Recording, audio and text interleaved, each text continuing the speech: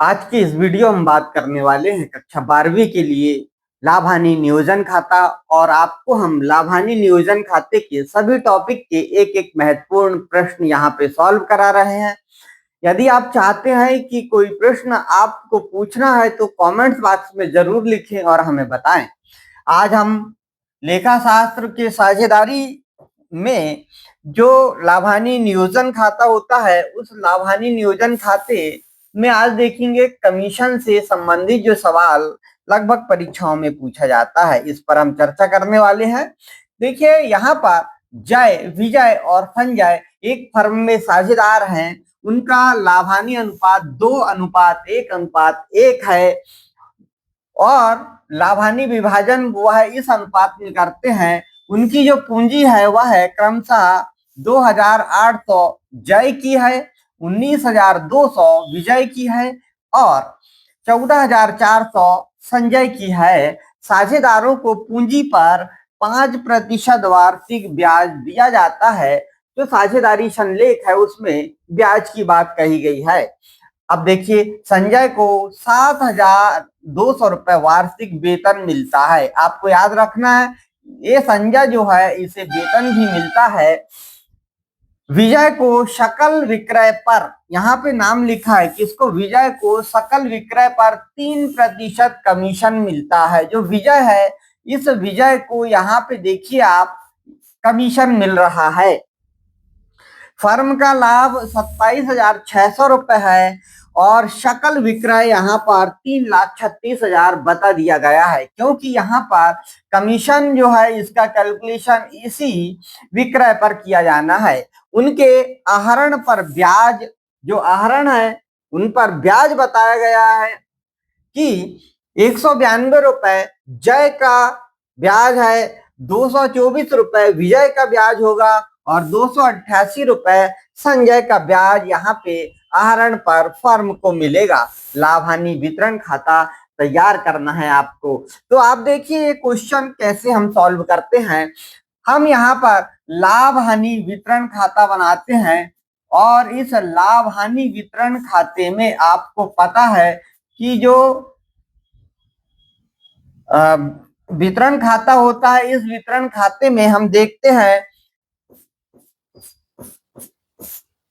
Debit side हानियों को और क्रेडिट साइड लाभों को लिखा जाता है। यहाँ पहला कॉलम विवरण का तैयार किया जाता है, इसके बाद अमाउंट यानी राशि का कॉलम होता है और क्रेडिट साइड भी विवरण का कॉलम बना दिया जाता है और फिर इसके बाद राशि लिख दी जाती है। इस प्रकार जो लाभ हानि को ज्ञात करने के लिए बनाया गया खाता लाभ हानि नियोजन खाता कहलाता है। इसे हम लाभ हानि नियोजन खाते के नाम से जानते हैं। लाभ हानि वितरण खाता या लाभ हानि नियोजन खाता कहलाता है। और इस लाभ हानि नियोजन खाते में हम डेबिट क्रेडिट के रूप में मदों को लिखते हैं, डेबिट साइड हानियों को लिखते हैं। तो सबसे पहले देखते हम सवाल पढ़ने के बाद में हमें पता है कि जो लाभ हानि खाता है उसका हमें शेष ज्ञात होगा और उस शेष को हमें लाना होगा।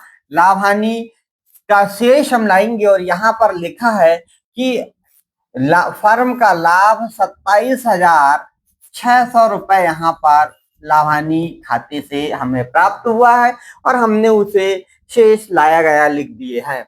साझेदारों ने पूंजी पर ब्याज लिए हैं और साझेदारों को पूंजी पर ब्याज देना फर्म के लिए हानि कहलाता है, इसीलिए इसका लेखा हम डेबिट साइड में करते हैं और इसे हम पूंजी पर ब्याज के नाम से जानते हैं और लिखते हैं। और पूंजी पर ब्याज में सभी को पूंजी पर ब्याज दिया जाएगा, जय को, विजय को और तीसरा जो संजय है संजय को भी ब्याज दिया जाएगा। अब देखिए जो पूंजी इन्होंने लगाई है उस पर कितना प्रतिशत ब्याज दिया जाता है, तो 5%। तो हम यहाँ रफ कार्य में पूंजी पर जो ब्याज है उसकी गणना करेंगे और पूंजी पर ब्याज की गणना करते समय पहला जय, और जय ने देखिए यहाँ पर पूंजी लाया था 28,800 रुपए इन्होंने पूंजी लगाया था। और इस पर हमें 5% वार्षिक ब्याज देना है। 5 और प्रतिशत का होता है 100। तो यहाँ पे कैलकुलेट करने के बाद में हम दोनों को 2 जीरो से 2 जीरो हटा देते हैं और 5 का मल्टीप्लाई कर देते हैं, गुना कर देते हैं। और 8×5 = 40 का 0, 8×5 = 40 और 4 = 44 का 4, हाथ का 4, 5 × 20 और 4 = 24, 2440 रुपए यहाँ पर ब्याज हो जाएगा। और इसी प्रकार आप देखिए,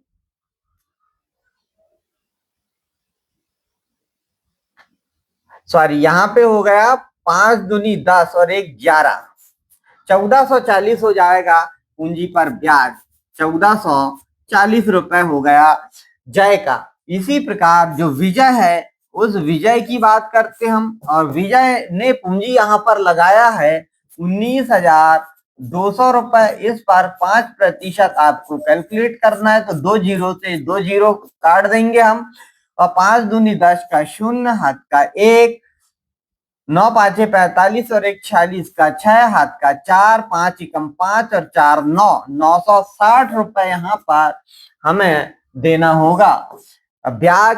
तो विजय का 960 रुपए ब्याज लिख देंगे।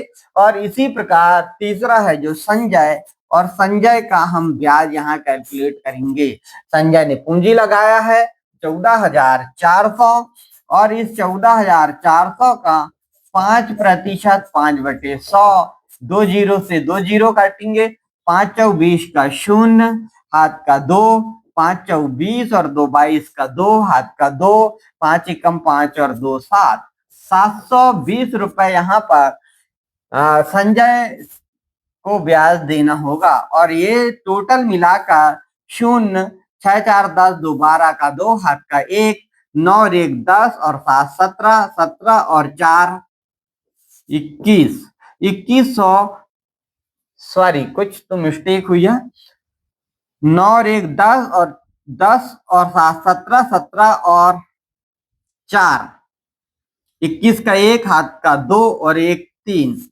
2120 रुपए यहाँ पर पूंजी पर ब्याज हुआ है। अब देखते हैं, आगे पढ़ते हैं कि विजय को सकल विक्रय पर, यहाँ पर लिखा है कि संजय को 7,200 वार्षिक वेतन मिलता है। तो यहाँ पर वेतन लिखेंगे संजय का, और संजय का वेतन हो जाएगा 7,200 रुपए। आगे पढ़ते हैं, विजय को सकल विक्रय पर 3% कमीशन मिलता है। किसको मिलता है? विजय को। विजय को कमीशन, और 3% निकालना है हमको। तो कमीशन का कैलकुलेशन हम यहाँ करते हैं। कमीशन, और जो विक्रय पर दिया जा रहा है, तो विक्रय है हमारे पास यहाँ पे लिखा हुआ 3,36,000, 3,36,000 का 3/100, तो 2 जीरो से 2 जीरो हटा दिया हमने, 3 शून्यम 0, 6 तिया 18 का 8, हाथ का 1, 3 तिया 9 और 1 10 का 0, हाथ का 1, 3 तिया 9 और 1 10, 10,080 रुपए यहाँ पर कमीशन यहाँ पे निकल के आ जाएगा। 10,080 रुपए कमीशन दिया जाएगा। और आगे लिखा आहरण पर ब्याज इस प्रकार है। आहरण पर ब्याज फर्म के लिए लाभ है, तो आहरण पर ब्याज का हम कैलकुलेशन कर लेते हैं। और वहां पे ऑलरेडी दिया हुआ है कि जय का आहरण जो था इस पे 192 रुपए मिला है।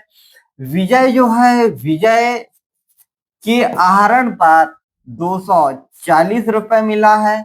और तीसरा संजय नाम का जो साझेदार है, तो संजय के आहरण पर 288 रुपए यहाँ मिला है। सभी को जोड़ देते हैं, 8 2 10 का 0, हाथ का 1, 9 और 1 10 और 8 18, 18 और 4 22 का 2, हाथ का 2, 2 और 2 4 और 2 6 और 1 7, 720 रुपए यहाँ पर आहरण पर ब्याज हुआ। इस प्रकार से हम टोटल का कैलकुलेशन करते हैं।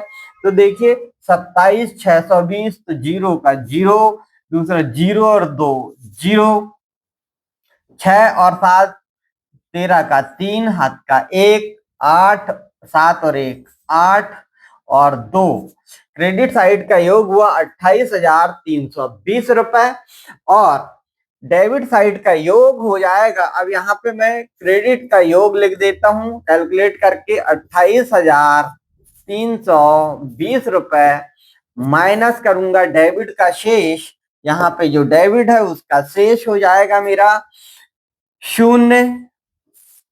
दूसरा 8 और 2 10 का 0, हाथ का 1 2 और 1 3 और 1 4, फिर 7 3 10 का 0, हाथ का 1 और 1 2, माइनस किया मैंने 0 2, 13 में से 4 गया 9, यहाँ 7 और 7 में से 0 गया तो 7, यहाँ पर कुछ नहीं, 7,920 रुपए, 7,920 रुपए यहाँ पर लाभ हो जाएगा। और इस लाभ को देखिए हम सभी साझेदारों में बांट देंगे और दोनों पक्षों का योग समान हो जाएगा। तो 3 साझेदार यहाँ पर जय, विजय और संजय, ये तीनों का हम डिस्ट्रीब्यूशन करते हैं यहाँ पर। तो बांटते लाभ का विभाजन जय जो है इसका देखते हैं सबसे पहले 7,920 गुणित 2/4।